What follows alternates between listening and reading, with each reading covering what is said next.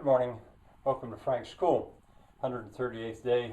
This is still the prequel, second prequel to a trip to Portugal and the Alps, Machu Picchu. I don't think I'm going to go on for a long time about Machu Picchu.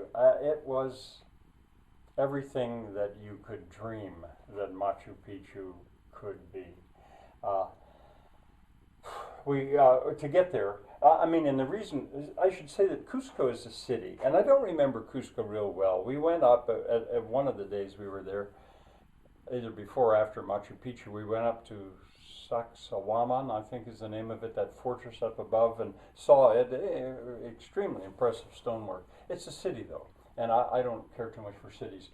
About as soon as possible, we took the train, and it goes down and starts down the headwaters of the Urubamba River. When we got to below Machu Picchu, we got off and crossed a bridge and hiked up to the ruins. There's a bus or a taxi or something that could take you, but we were carrying everything in backpacks, and and we slept in the ruins. We got up there, and there was, and I suppose there still is, a hotel near there, sort of out of sight around the corner. I don't recall even seeing that hotel. I don't think. I just don't remember. But we slept in the ruins that night. There was one or two of the huts actually had a roof. And there was a guard there, standing guard, all night. And I remember we asked him, what was he guarding? He said, well, snakes and other things. He's probably guarding us. Anyway, there were almost no tourists there. Almost none. And I don't know why that is. It was empty. And then at one point, I think it was maybe on the way as we were leaving, possibly, I sort of swam in the Urubamba River. That was a stupid thing to do. And it was just tumbling rapids coming in. But I was so happy to see water again after Brazil and falling water. And it was just like ice. I mean, it had been the snows of the mountains not many days before that water had. But I wanted to say I did it, and of course my toes turned pink. I don't know if I actually get in it. And I have some slides. I didn't write that down. I actually have some slides over there that show this, which sometime I'll maybe get them out. I probably will, but when I have time, we did take some pictures. But we ended up with a full day. Between the time before dark that day and then the next morning, we basically had one full day to go all over Machu Picchu, and I combed every bit of it. I mean, I went all through the terraces.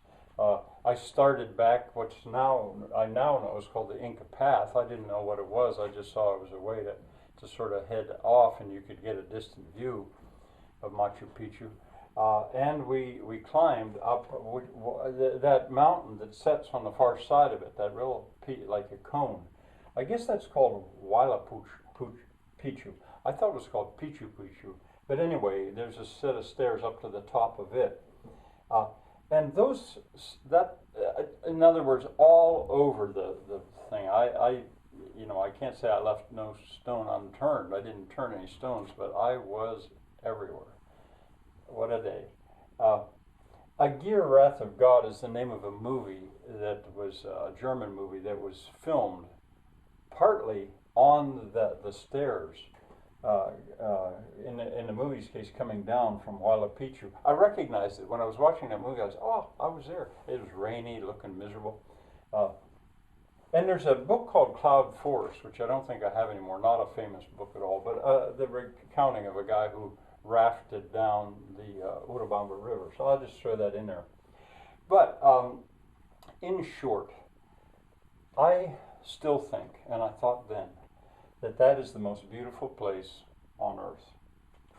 Since I had been a kid, I had seen pictures of it in National Geographic or whatever. I think I might have had a poster in my college room of it. Hard to believe that there could be such a place, and I had very much wanted to see it, and I did it. And to this day, I would still say probably if I had to single out one single spot on the face of the earth, where is the most beautiful? And I would say that's it. Sitting at the top of Huayla Picchu, there, way down cliffs most of the way around it is the Urubamba River that goes around it and then down. There's actually a power plant that goes underneath that and comes out on the far side that you don't really see, except up there you could see that. You wouldn't dare take many steps because you'd just kind of go rolling off that mountaintop. But there, you're surrounded by green mountains close, covered with dense jungle. But then in the distance are snow-capped mountains all around. Just an unbelievable sight. In some ways it reminds me, although on a much huger scale, of the site that King Ludwig II of Bavaria chose to build Neuschwanstein, which is so famous. That castle is perched right on a sort of a rock where a river turns around it. But all there, that by comparison is also small compared to Machu Picchu. Anyway, sitting there, I was thinking, well, here I am, the most beautiful place on earth. And as I say, I would stand by it. This was absolutely a formative day. I don't need to go back. I don't care to go back, I don't think. I would imagine normally it would be all full of tourists. Normally you might go that far, might not be so lucky as to be there when it wasn't raining or be there when you could actually see the mountains, but we could see the mountains, it wasn't raining. Somehow it must have been warm enough to sleep out. I really should pause more than once probably to tip my hat to my traveling companion Joyce. That she's a Peace Corps volunteer too. We were married, and Peace Corps volunteers had to be rugged, and she was rugged to do this with me. Sometimes I wonder how she remembers that. Well, anyway, there it is, and the city itself, it's really a town, and in a strange way, I thought, well, it's an abandoned village. Like those abandoned villages, those aldeias abandonadas, aldeias do xisto in Portugal that I talk so much about. It's an abandoned village, abandoned and forgotten.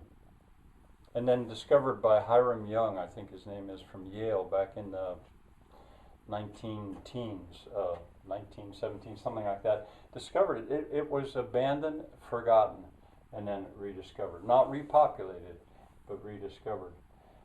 And what incredible work.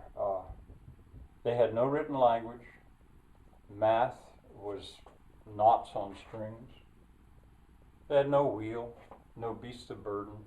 The llama could carry a little bit of a load, but nothing like a work animal. No mortar. Of course, I don't know, what would they have done with mortar? Mortar wouldn't have been any good at all. And I don't think there's much point in me going on about the stonework. It's so much has been said about it. And it is truly amazing. The two things, the fit and the size, and how they did that. People don't know. They don't know how they did that. I would, at some point, I'm going to talk about more about a character I created named Marion.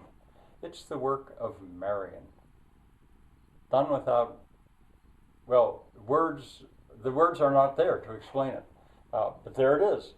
Somehow they did it. I find myself comparing it to the moon landing because in those very same days, while we were in Cusco, either before or after Machu Picchu, Americans landed on the moon. And I'll say more about that later. But it's quite possible to understand how that was done. I mean, phenomenal, amazing feat for humans to land on the moon. Done with an unbelievable amount of combustion, the energy use in doing it. But we know how that was done. We don't know how Machu Picchu was done. Try as they might, they have not, there's theories, but they do not yet know, and maybe they never will know how that was done. Their energy source was respiration. A little combustion to cook, a little combustion maybe to keep warm, but how was it done? I don't know. Anyway, Machu Picchu, and it still stands. I've got 3 places that I rank as the most beautiful places on earth that I know of, and I'll tell you about the other 2 later. Wonderful place. Bye for now.